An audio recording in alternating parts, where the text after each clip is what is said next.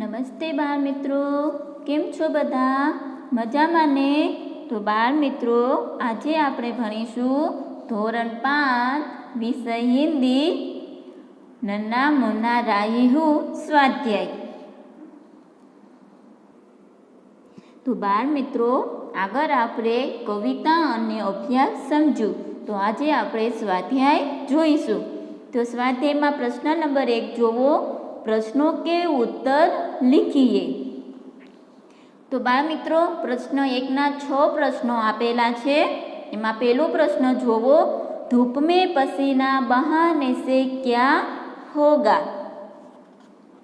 तो धूप में पसीना बहाने से खेत फसल से लहलहा उठेंगे. प्रश्न नंबर 2, दुनिया की आंखों का तारा कौन बनेगा?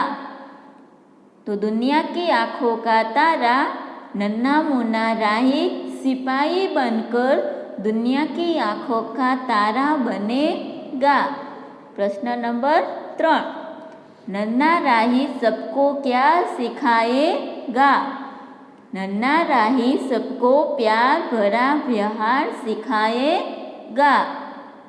पछी चौथो प्रश्न, नन्ना राही दुनिया में क्या गिरने नहीं देगा?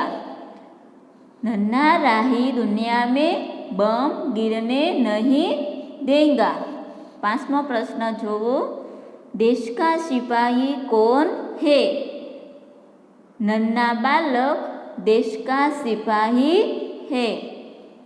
प्रश्न नंबर 6, नन्ना राही रास्ते पर कैसे चलेगा? तो नन्हा राही रास्ते पर निडर होकर सीना तान कर चलेगा. तो बाळ मित्रों, आपने अहींया प्रश्न 1 ना प्रश्न 6 ना उत्तर समझा. तो हवे जोवो प्रश्न नंबर 2, निम्नलिखित शब्दों का विलोम विरोधी शब्द ढूंढकर लिखिए. तो बाळ मित्रों, अहींया जो शब्द आपेला छे एनो आपणे विलोम शब्द एटले के विरोधी शब्द आपणे गोतीने लखवानो रहेशे. तो पहेला शुं छे? जो उदाहरण पण आपेलुं छे, आगे तो पीछे, एवी ज रीतना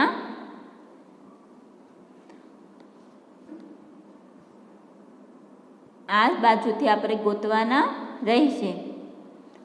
बड़ा तो छोटा,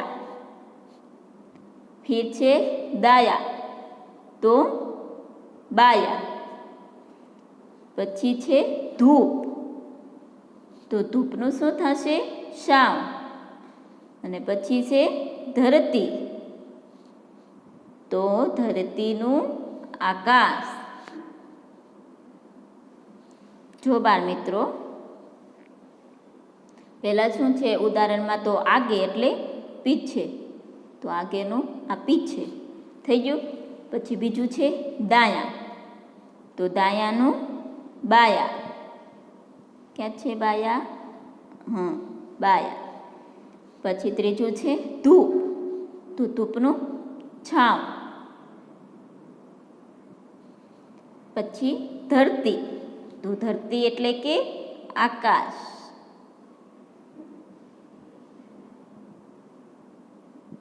पछी ऊंचा तो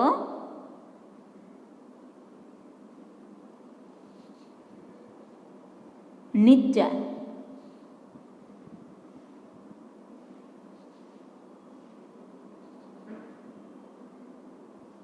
तो आपणे अहींया बड़ा एटले छोटा, ऊंचा तो नीचा ने कांई बड़ा एटले छोटा. तो बाळ मित्रों, આવી રીતના આપણે એના વિરોધી શબ્દ એટલે કે વિલોમ શબ્દ બનાવવાના અને ગોતીને લખવાના રહેશે. પછી ઉપયુક્ત વિલોમ શબ્દ આધારિત વાક્ય બનાવીએ. તો આપણે જે શબ્દ ગોત્યા હતા એના આપણે હવે વાક્ય બનાવવાના રહેશે. તો પહેલાં જો ઉદાહરણ આપેલું છે, सब बच्चे आगे चल जा रहे थे, कोई भी बच्चा पीछे नहीं रहना चाहता. તો એવી જ રીતના આપણે વાક્ય બનાવવાના રહેશે. તો આપણે વાક્ય બનાવી. પેલો શબ્દ હતું બડા. મેરા બડા ભાઈ કિસાન હે. બીજો શબ્દ હતું છોટા. તો મેરા છોટા ભાઈ ડૉક્ટર હે. તો બીજું અશોક. દાયા. તો અશોક કા દાયા પેર જખ્મી હે. તો આપણે દાયાનો વિલોમ શબ્દ હતું બાયા. તો બાયાનું વાક્ય અશોક કા બાયા પેર અચ્છા હે. તો પછી ત્રીજું હતું ધૂપ. ધૂપ મેં પસીના નિકલને લગતા હે. તો ધૂપનો વિરોધી થાય સાવ. તો સાવ મેં શીતલતા મિલતી હે. તો ચોથું હતું ધરતી. ધરતી મેં પૌધો ઉગતા હે. તો ધરતીનું વિરોધી થાય આકાશ. આકાશ મેં બાદલ હોતે હે. તો પાંચમું ઊંચા. नारियल का पेड़ ऊंचा होता है. तो ऊंचाનો વિરોધી હતું નીચા.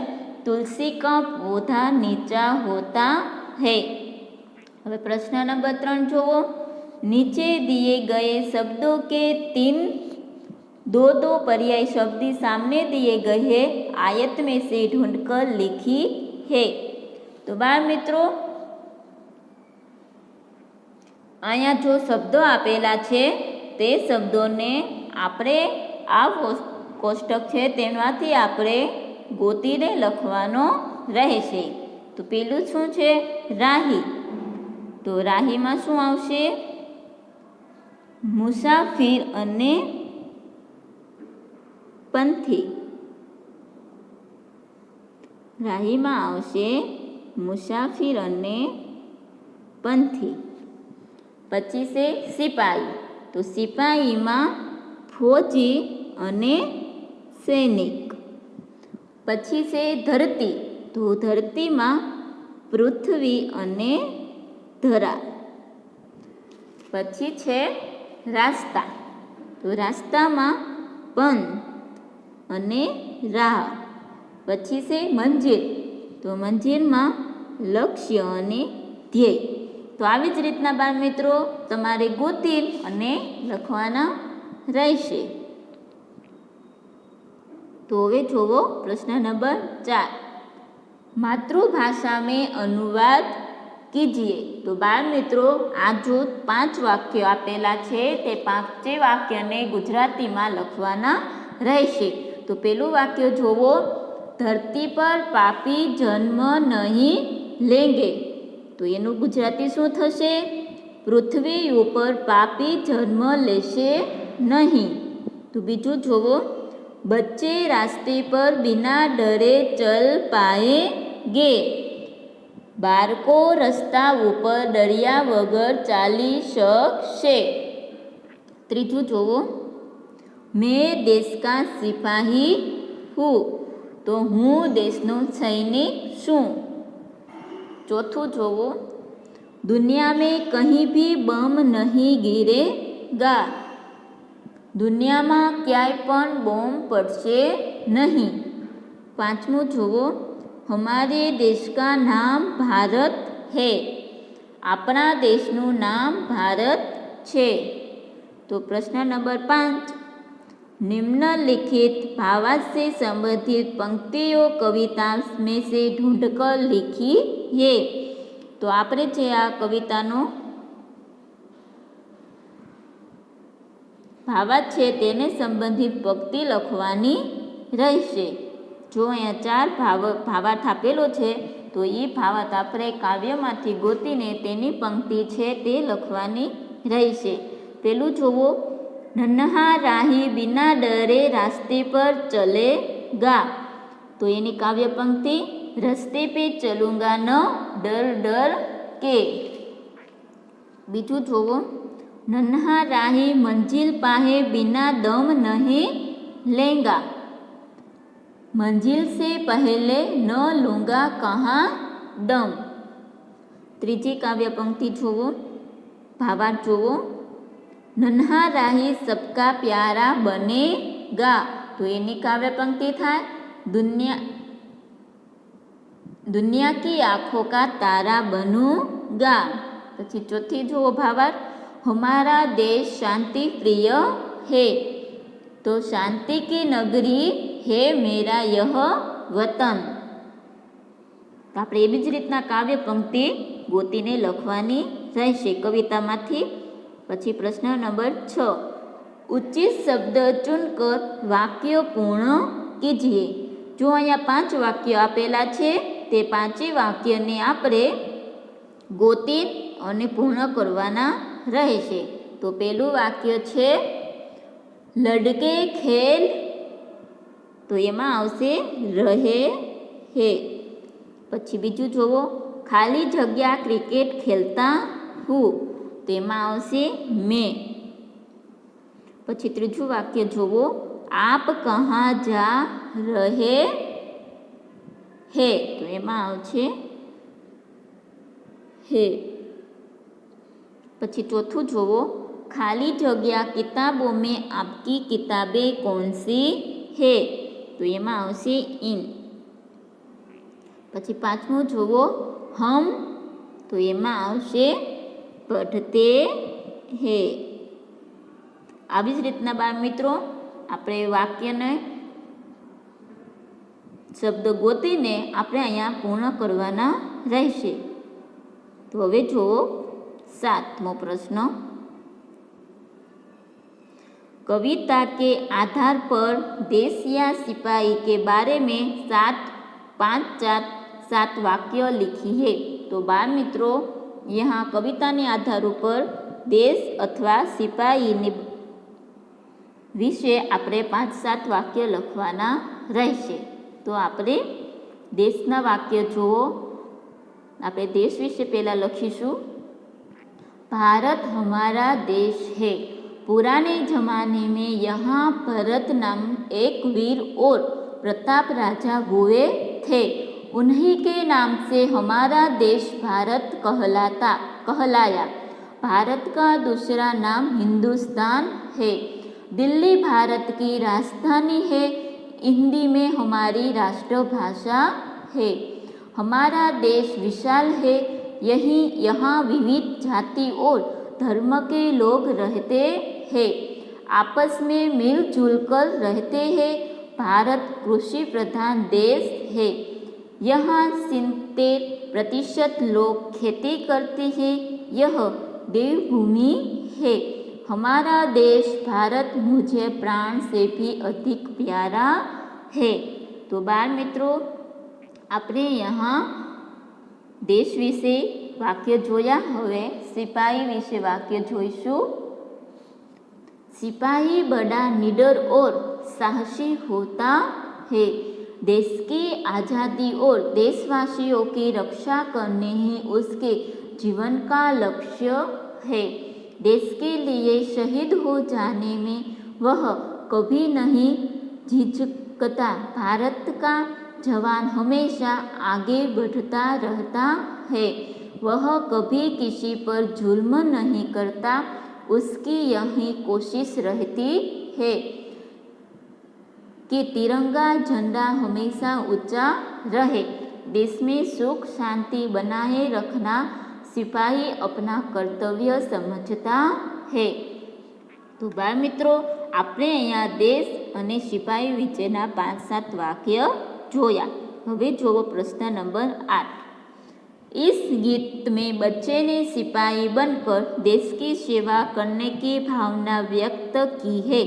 सोचो, क्या देश की सेवा केवल सिपाही बनकर ही जा सकती है? बताओ, लिखो, देश की सेवा कैसे करते हैं। तो बाल मित्रों अहींया जो 5 शब्द आपेला छे, किसान, शिक्षक, खिलाड़ी, कलाकार अने आप। तो आपणे आमां जोवानुं छे कि आपणे देशनी सेवा केवी रीतना करी शकीए। तो पहेलुं जोवो किसान। किसान तो कैसे देश की सेवा करते हैं? तो किसान कड़ी मेहनत द्वारा बहुत अनाज पैदा करके कुदरती खाद का उपयोग बढ़ाकर कृत्रिम खाद व दवाइयों का उपयोग कम करके। પછી બીજું છે शिक्षक। तो शिक्षक देश की सेवा कैसे करते हैं? बच्चों को उत्तम शिक्षा देकर, बच्चों में जीवन कौशल व जीवन मूल्य स्थापित करके, ऊंचे आदर्शों का आचरण करके। तो त्रीजू जोवो खिलाड़ी,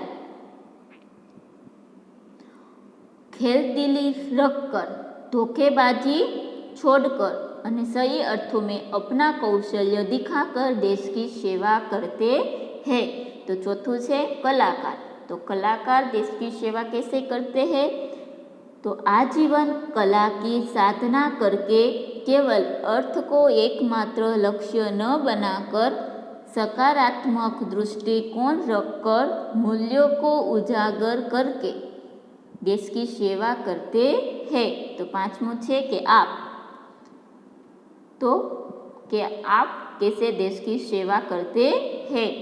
तो अच्छी पढ़ाई का अपना कर्तव्य पूर्ण करके, आप એટલે કે मैं, तो मैं देश की सेवा कैसे करता हूँ ऐसे आपको लिखना होगा।